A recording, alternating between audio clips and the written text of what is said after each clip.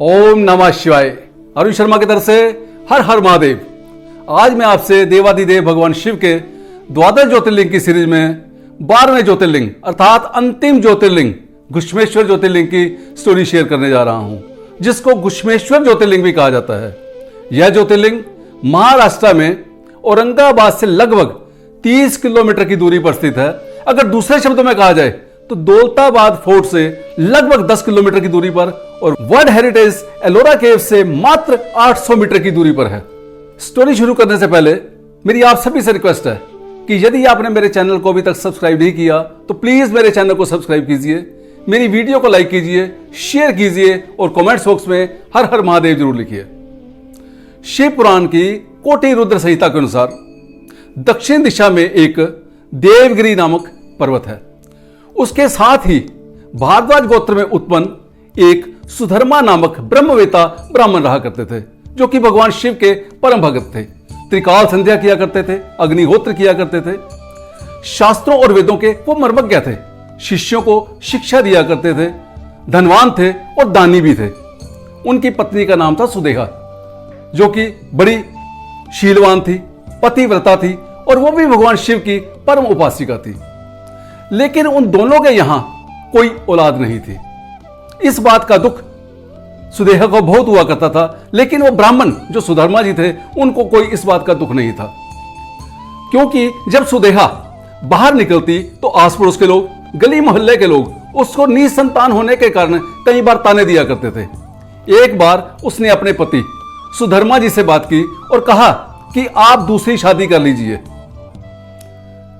लेकिन सुधर्मा जी ने इस बात के लिए मना कर दिया।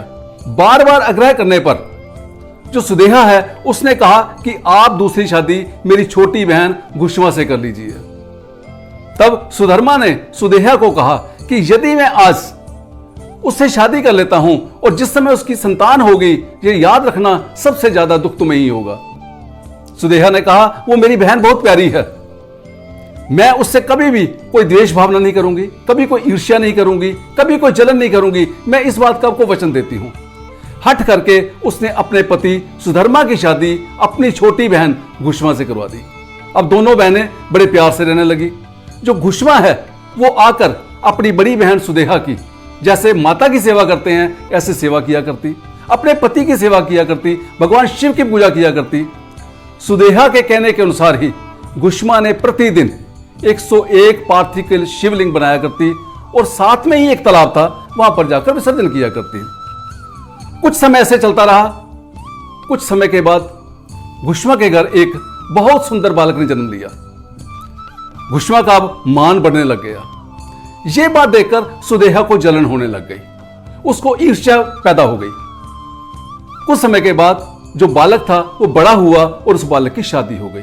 अब तो सुदेहा को बहुत ज्यादा जलन होने लग गई, यहां तक कि उसमें सोतिया डाह पैदा हो गया, उससे द्वेष करने लग गई। एक दिन जो बालक था वो अपने कमरे में सोया हुआ था। सुदेहा ने तेज धार वाला एक हथियार लिया और जाकर उस सोए हुए बालक के टुकड़े टुकड़े कर दिए और उन टुकड़ों को एक गट्ठड़ में बांधकर जो पास में ही तालाब था, जहां पर घुश्मा प्रतिदिन 101 पार्थिव शिवलिंगों का विसर्जन किया करती थी, उसमें जाकर फेंक गई और घर आकर सो गई।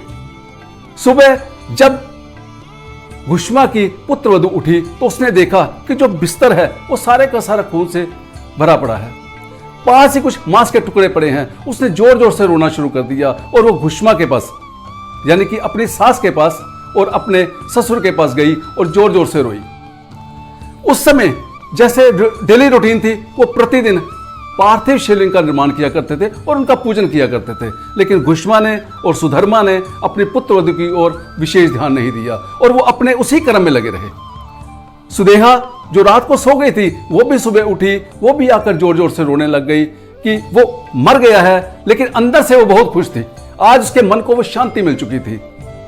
जिस समय दोपहर को 101 पार्थिव शिवलिंग का निर्माण घुश्मा ने कर लिया, पूजन कर लिया, तो उसने जाकर अपने पुत्र की शैया पर जाकर देखा जो कि खून से रंगी हुई थी। उसने मन में ये सोचा कि अगर मेरे को भगवान शिव ने ही ये पुत्र दिया था तो वही उसकी रक्षा करेंगे। यह कहकर पार्थिव शिवलिंगों को जो पास में ही तालाब था जिस समय विसर्जन करने के लिए गई, जैसे ही उसने पूजन करके भगवान शिव को नमन करके विसर्जन किया, उसी समय जो मरा हुआ बालक था वो उस तालाब में से बाहर आ गया। यह देखकर जो घुश्मा है, ना उसको कोई हर्ष हुआ ना उसको कोई विषाद हुआ। बच्चे ने आकर अपनी माता के चरण छुए, जैसे आम रूटीन में वो सुबह छूता था। भगवान शिव उसी समय प्रकट हुए और उन्होंने घुश्मा को आशीर्वाद दिया और कहा कि मैं तेरी भक्ति से प्रसन्न हूं, तू मेरे से वर मांगो। लेकिन ये जो तेरे बालक की हत्या है, ये तेरी बड़ी बहन सुदेहा ने की है। मैं उस पर बहुत क्रोधित हूं और मैं अपनी त्रिशूल से उसकी गर्दन काट दूंगा। उसी समय जो घुश्मा है भगवान शिव के चरणों में पड़ गई और कहा कि हे प्रभु, वो मेरी बड़ी बहन है, आप उसको माफ कर दो। अगर उससे कोई अपराध हो गया है और उस बात की माफी मैं आपसे मांगती हूं। तब भगवान शिव अति प्रसन्न हुए। भगवान शिव ने कहा कि तेरे साथ उसने अपकार किया, फिर भी तुम्हारे मन में उपकार की भावना है। मैं तेरे पर घुश्मा अति प्रसन्न हूं, मेरे से जो चाहो और वर मांग सकती हो। तब घुश्मा ने कहा कि हे प्रभु, अगर आप मेरे पर प्रसन्न हैं तो जन कल्याण के लिए आप यहीं पर वास कीजिए और आपकी जो ख्याति है वो मेरे ही नाम से हो। भगवान शिव ने कहा कि तथास्तु। ये कहकर उन्होंने कहा कि हे घुश्मा, जिस तालाब के अंदर तुम प्रतिदिन 101 पार्थिव शिवलिंग का विसर्जन करती हो, आज से इसका नाम शिवालय तीर्थ कुंड के नाम से होगा। सभी लोग आकर यहां पर स्नान करेंगे और जो भी यहां पर आकर विधि से पूजन करेगा उसको संतान सुख की प्राप्ति होगी। और दूसरा, मैं तुम्हें आशीर्वाद देता हूं कि तुम्हारे आने वाली 101 पीढ़ियों में ऐसे ही सुंदर, स्वस्थ, दीर्घायु, पूर्ण आयु से युक्त और शुद्ध धन लाभ से युक्त पुत्र पैदा होंगे। यह कहकर भगवान शिव वहीं पर शिवलिंग के रूप में विराजमान हो गए और इस तरह घृष्णेश्वर ज्योतिर्लिंग का प्रादुर्भाव हुआ। घुश्मेश्वर ज्योतिर्लिंग घुश्मा जी के नाम से पड़ा, इसलिए घुश्मेश्वर ज्योतिर्लिंग अर्थात घुश्मा के ईश्वर, और उसी ज्योतिर्लिंग को घृष्णेश्वर ज्योतिर्लिंग कहा जाता है। घृष्णेश्वर का मतलब होता है करुणा के स्वामी, अर्थात करुणा के स्वामी का ज्योतिर्लिंग। इस ज्योतिर्लिंग के महात्म्य के बारे में कहा जाता है कि जो भी दंपति यहां पर जाकर पूजन करता है, दर्शन करता है, उसको संतान सुख की प्राप्ति और वृद्धि होती है। हर हर महादेव। यदि आज की मेरी वीडियो आपको पसंद आई है तो प्लीज इसको लाइक कीजिए, शेयर कीजिए और कमेंट्स बॉक्स में हर हर महादेव जरूर लिखिए।